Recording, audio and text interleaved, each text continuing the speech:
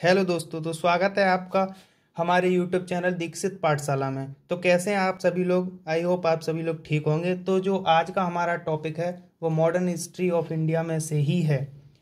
तो आज हम अंग्रेजों का आगमन एवं सफलता के बारे में पढ़ेंगे। अंग्रेज कब आए थे और उन्होंने कहाँ कहाँ व्यापार किया था और उनकी साम्राज्यवादी नीतियाँ कौन कौन सी थीं। तो यूरोपीय शक्ति एक ऐसी शक्ति थी जिन्होंने व्यापारिक गतिविधियों को आरंभ किया था। ये एक व्यापारिक गतिविधियों वाली एक शक्ति थी। तो अंग्रेज पूर्वी देशों की अपेक्षा देरी से तो आए थे, परंतु वे सभी यूरोपीय शक्तियों को हराते हुए सबसे आगे निकल गए।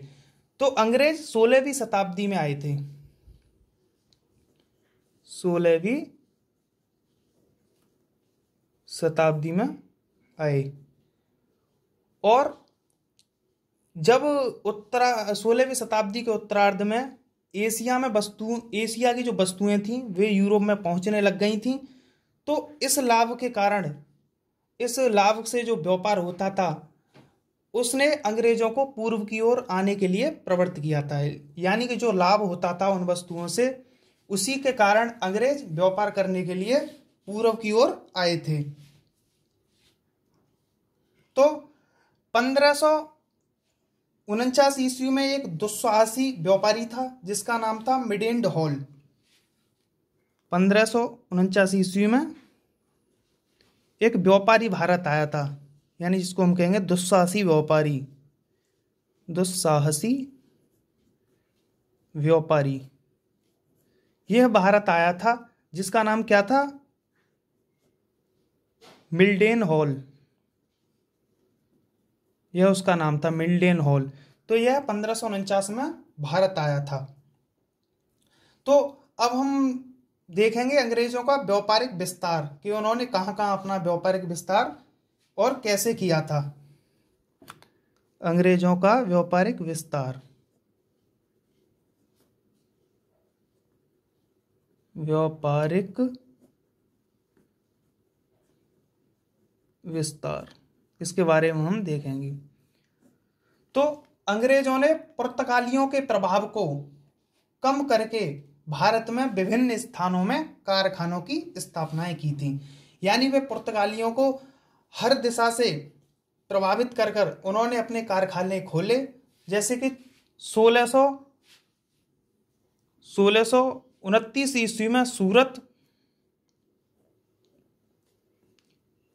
1625 ईस्वी में सूरत में और मछलीपट्टनम में कारखाने खोले गए। सूरत और मछलीपट्टनम, यहाँ कारखाने खोले गए थे। और अंग्रेजों द्वारा इन कारखानों की क्या की गई थी? किलेबंदी। अंग्रेजों द्वारा इनकी क्या की गई थी? किलेबंदी। किलेबंदी कर दी गई थी अंग्रेजों द्वारा। और भी कारखाने कई खुले थे। जैसे 1622 में इन्होंने और मुजफ्फर पर अधिकार कर लिया था और 1639 में स्थानीय जो राजा थे उनसे मद्रास लीज पर ले लिया था। और 1640 ईस्वी में अंग्रेजों ने विजयनगर के शासकों के जो चंद्रगिरी थे उससे मद्रास को क्या छीन लिया था। तो इस प्रकार अंग्रेजों की ये व्यापारिक नीतियां थीं और उनका इस प्रकार से व्यापार विस्तार बढ़ा था। तो अब हम पुर्तगालियों एवं डचों के साथ अंग्रेजों के संघर्ष के बारे में विचार करेंगे। पुर्तगाली और डचों से संघर्ष, इसके बारे में अब हम देखेंगे कि पुर्तगाली और डचों से उनका संघर्ष कैसे हुआ था। तो इससे पहले अगर आप चैनल पर हमारे पर नए हो तो चैनल को सब्सक्राइब कीजिए, लाइक कीजिए और शेयर कीजिए। तो पुर्तगालियों और डचों के साथ संघर्ष अंग्रेजों का किस प्रकार से रहा। तो अंग्रेजों ने पुर्तगालियों के साथ साथ डचों से भी लोहा लिया था। यानी वे पुर्तगालियों के साथ तो लड़ ही रहे थे और साथ ही साथ डचों से भी उसने लोहा लिया, अंग्रेजी शक्ति ने। तो पुर्तगालियों की जो अंग्रेजों के साथ शत्रुता थी वे मैड्रिड की संधि के साथ समाप्त हुई थी। कौन सी?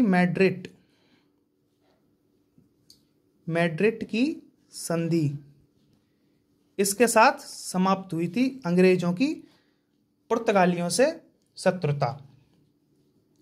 तो अंग्रेजों के व्यापार एवं विस्तार का प्रभाव भारत पर क्या पड़ा, इसके बारे में भी हम थोड़ा देख लेते हैं।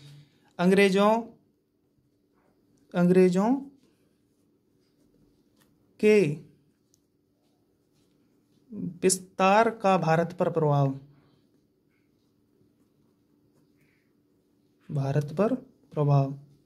इनके विस्तार का भारत पर क्या प्रभाव था, इसके बारे में।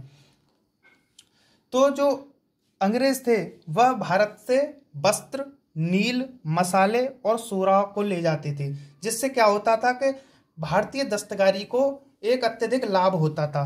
तो अंग्रेज को अत्यधिक इस चीज़ों से लाभ हुआ और 1764 ईस्वी तक बंगाल विजय के बाद से तो अंग्रेजों ने विभिन्न औद्योगिक क्रांति के अनुरूप व्यापार को एक नया स्वरूप प्रदान किया।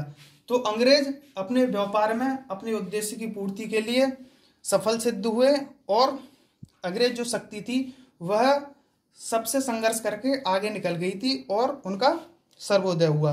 तो आज हमने अंग्रेजों के बारे में देखा, अंग्रेजों के आगमन की सफलता के बारे में देखा, अंग्रेजों का व्यापारिक विस्तार भी देखा और पुर्तगालियों एवं डचों के साथ अंग्रेजों के संघर्ष किस प्रकार से रहे, आज हमने यह भी एक विस्तार से समझ लिया है। तो आई होप आपको वीडियो अच्छी लगी होगी। अगर आपको वीडियो अच्छी लगी हो तो इसे सब्सक्राइब कीजिए, लाइक कीजिए और शेयर कीजिए। आगे हम मिलेंगे एक नई वीडियो में अगले टॉपिक के साथ। अगला टॉपिक हमारा होगा फ्रांसीसियों का भारत में आगमन। तो जय हिंद दोस्तों।